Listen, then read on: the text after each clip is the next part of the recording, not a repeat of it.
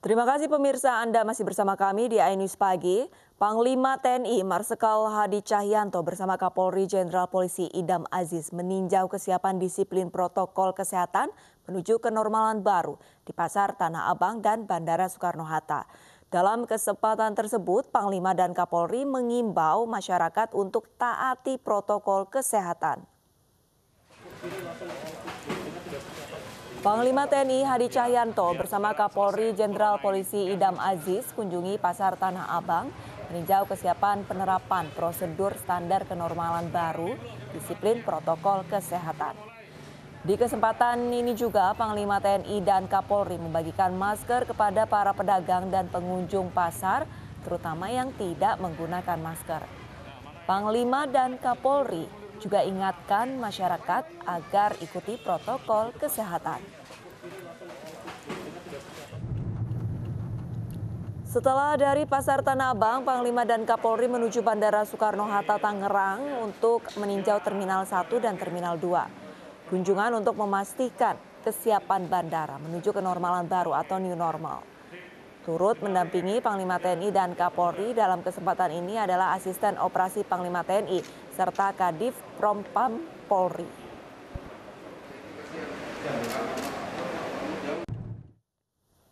Selanjutnya pemirsa, pemerintah Provinsi DKI Jakarta akan mengizinkan pusat perbelanjaan dibuka kembali pada 15 Juni 2020. Pusat perbelanjaan harus membatasi jumlah pengunjung dan menerapkan protokol kesehatan.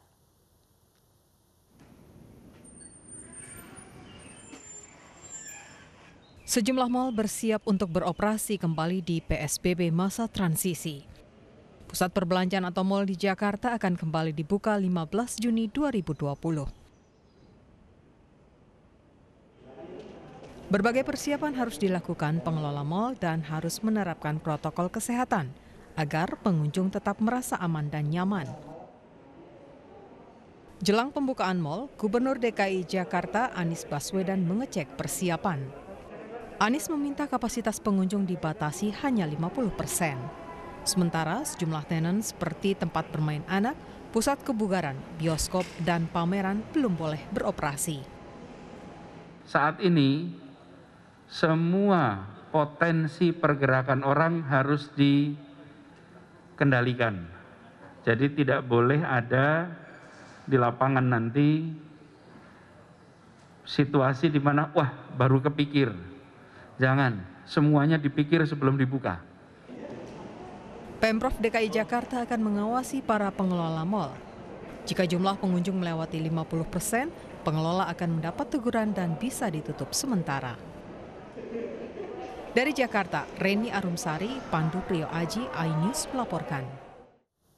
Gubernur Jakarta Anies Baswedan menyatakan jika terjadi lonjakan kasus positif COVID-19 di ibu kota, maka PSBB transisi bisa dihentikan.